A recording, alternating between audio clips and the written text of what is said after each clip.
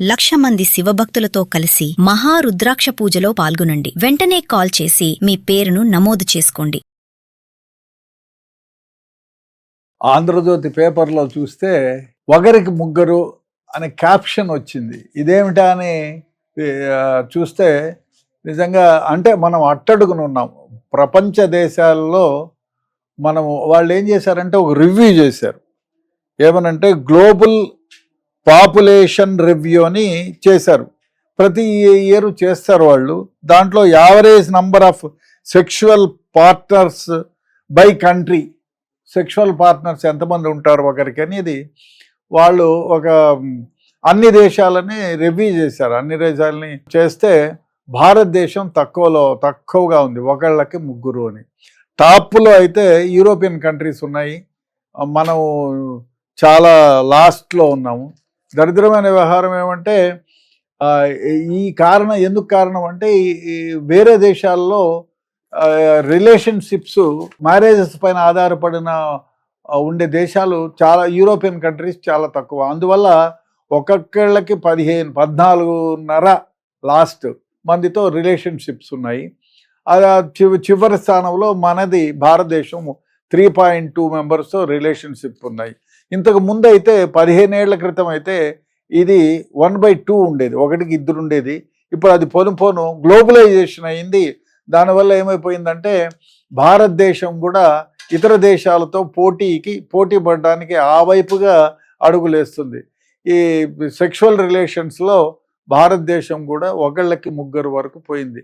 అంతెందుకు, మనం ఈ హైటెక్ సిటీలో ఎక్కడో వెళ్ళి చూసుకుంటే జనరల్గా అపార్ట్మెంట్స్ అన్నీ రెంట్లకు ఇస్తున్నారు. ఆ రెంట్లకు ఇచ్చేటప్పుడు అందరూ కలిసిగా ఉంటున్నారు, అమ్మాయిలు అబ్బాయిలు కలిసి ఉంటున్నారు. అది మ్యారేజ్కి ముందే కలిసి ఉంటున్నారు. ఇది సర్వసాధారణం, ఎవరు పట్టించుకోలే. అదే 20 ఏళ్ల క్రితం అయితే అమ్మో రిలేషన్స్లో ఉన్నారా అమ్మాయి అబ్బాయి, ఇద్దరు ఒకే రూమ్లో ఉన్నారా పెళ్లి కాకుండా అని కంగారు పడేవాళ్ళు, అందరూ విచిత్రంగా చూసేవాళ్ళు. ఇప్పుడు అది కాదు, అది మారిపోయింది. సో పెళ్లికి ముందే అమ్మాయిలు అబ్బాయిలు, ఎందుకంటే దానికి అనేక కారణాలు ఉన్నాయి. మన దేశంలో అయితే నిజంగానే ఇటువంటి జరగడానికి ఆస్కారం లేదు. ఎందుకంటే మనము సాంప్రదాయ కుటుంబాల నుంచి వచ్చిన దేశం. అదేవిధంగా పెళ్ళి అనే వ్యవస్థ పైన చాలా నమ్మకమైన దేశం. అదేవిధంగా సనాతన కట్టుబాట్లకి కొంచెం కట్టుబడి ఉండే దేశం కాబట్టి అది కొంచెం కూడా విడిపోతుంది. దానికి తోడుగా ఎవరైనా సుప్రీంకోర్టులో కూడా ఎవరైనా పెళ్లి కాని యువతి కానీ, పెళ్ళైన యువతి కానీ, పెళ్ళైన యువకుడు కానీ, పెళ్లి కాని యువకుడు కానీ వాళ్ళ ఏజ్ అంటే 18-21 ఇయర్స్ దాటిన తర్వాత వాళ్ళు ఎవరితోనైనా ఇష్టపూర్వకంగా సెక్షువల్గా కాంటాక్ట్లో ఉంటే తప్పు లేదు అనేది. ఇంతకుముందు అయితే it was an offence previously. అది పైగా దాని మీద కేసులు పెట్టేవాళ్ళు, అరెస్ట్ చేసేది చట్టపరంగా ఉండేది. అది తీసేశారు. అందువల్ల రిలేషన్షిప్స్ పెరిగాయి. అదేవిధంగా కోలివింగ్ అనేటువంటి hostels board, coliving is available అని బోర్డులు పెట్టినారు. సర్వసాధారణ ఇష్టపూర్వకంగా ఉంటున్నారు. పెళ్లికి ముందు ఇష్టంగా ఉండి కొందరు పెళ్ళిళ్ళు చేసుకుంటున్నారు, కొందరు బాబు నీతో గడపడం కష్టం, అమ్మాయి నీతో గడపడం కష్టం అని చెప్పి టాటా బాయ్ బాయ్ చెప్పుకొని విడిపోతున్నారు. అదైనా మంచిదే, ఎందుకంటే ఈ కేతన్ అగర్వాల్ ఆ అమ్మాయి లాగా పూణే కేసుల్లో లాగా చంపకుండా ఏదో నీకు నాకు నచ్చలేదు గుడ్ బై బాయ్ బాయ్ అని చెప్పుకోవడం ఉత్తమమే. ఏదేమైనా భారతదేశం కూడా ఈ దిశగా అడుగులు వేయడం చాలా దురదృష్టకరం. మరి ఇతర పాశ్చాత్య దేశాలతో పోల్చుకుంటే మనం చాలా మెరుగనే చెప్పాలి. అదే యూరోప్ దేశాల్లో అయితే 14 మందితో 15 మందితో కొన్ని కంట్రీస్లో ఉన్నారు. దాంతో పోల్చుకుంటే మన దేశం బెటరు. ఏది ఏమైనా మనం సాంప్రదాయబద్ధమైన కుటుంబాల నుంచి వచ్చినాం కాబట్టి ఈ దిశగా కొంచెం ఆలోచన చేసి అడుగులేస్తే బాగుంటుందని నా అభిప్రాయం. ఆంధ్రజ్యోతి పేపర్లో చూస్తే ఒకరికి ముగ్గురు అనే క్యాప్షన్ వచ్చింది. ఇదేమిటా అని చూస్తే నిజంగా అంటే మనం అట్టడుగునున్నాం. ప్రపంచ దేశాల్లో వాళ్ళు ఏం చేశారంటే ఒక రివ్యూ చేశారు. ఏమనంటే గ్లోబల్ పాపులేషన్ రివ్యూ అని చేశారు. ప్రతి ఇయర్ చేస్తారు వాళ్ళు.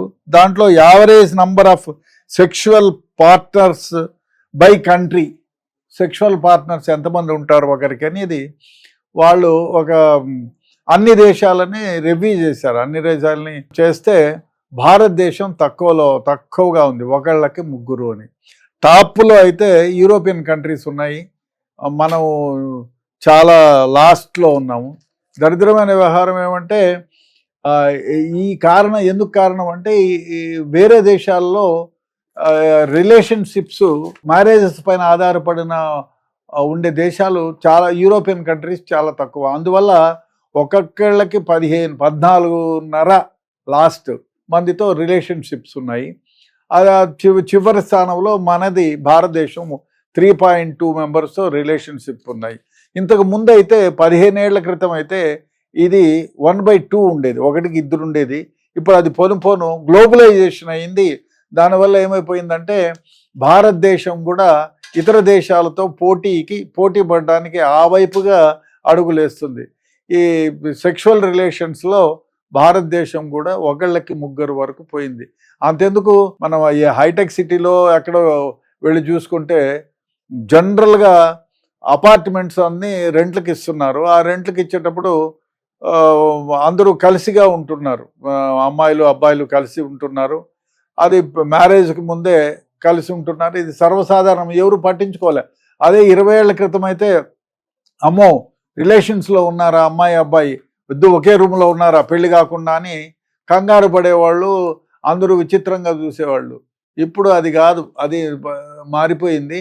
సో పెళ్లికి ముందే అమ్మాయిలు అబ్బాయిలు, ఎందుకంటే దానికి అనేక కారణాలు ఉన్నాయి. మన దేశంలో అయితే నిజంగానే ఇటువంటి జరగడానికి ఆస్కారం లేదు. ఎందుకంటే మనము సాంప్రదాయ కుటుంబాల నుంచి వచ్చిన దేశం. అదేవిధంగా పెళ్లి అనే వ్యవస్థ పైన చాలా నమ్మకమైన దేశం.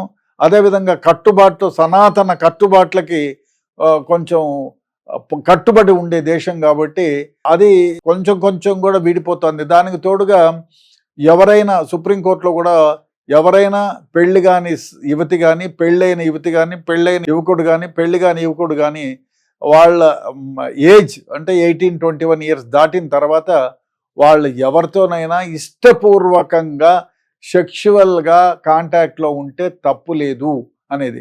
ఇంతకుముందు అయితే it was an offence previously. అది పైగా దాని మీద కేసులు పెట్టేవాళ్ళు, అరెస్ట్ చేసేది, చట్టపరంగా ఉండేది. అది తీసేశారు. అందువల్ల రిలేషన్షిప్స్ పెరిగాయి. అదేవిధంగా కోలివింగ్ అనేటువంటి hostels board, coliving is available అని బోర్డులు పెట్టినారు. సర్వసాధారణ ఇష్టపూర్వకంగా ఉంటున్నారు. పెళ్లికి ముందు ఇష్టంగా ఉండి కొందరు పెళ్ళిళ్ళు చేసుకుంటున్నారు, కొందరు బాబు నీతో గడపడం కష్టం, అమ్మాయి నీతో గడపడం కష్టం అని చెప్పి టాటా బాయ్ బాయ్ చెప్పుకొని విడిపోతున్నారు. అదైనా మంచిదే, ఎందుకంటే ఈ కేతన్ అగర్వాల్ ఆ అమ్మాయి లాగా పూణే కేసుల్లో లాగా చంపకుండా ఏదో నీకు నాకు నచ్చలేదు గుడ్ బై బాయ్ బాయ్ అని చెప్పుకోవడం ఉత్తమమే. ఏదేమైనా భారతదేశం కూడా ఈ దిశగా అడుగులు వేయడం చాలా దురదృష్టకరం. మరి ఇతర పాశ్చాత్య దేశాలతో పోల్చుకుంటే మనం చాలా మెరుగనే చెప్పాలి. అదే యూరోప్ దేశాల్లో అయితే 14 మందితో 15 మందితో కొన్ని కంట్రీస్లో ఉన్నారు. దాంతో పోల్చుకుంటే మన దేశం బెటరు. ఏది ఏమైనా మనం సాంప్రదాయబద్ధమైన కుటుంబాల నుంచి వచ్చినాం కాబట్టి ఈ దిశగా కొంచెం ఆలోచన చేసి అడుగులేస్తే బాగుంటుందని నా అభిప్రాయం.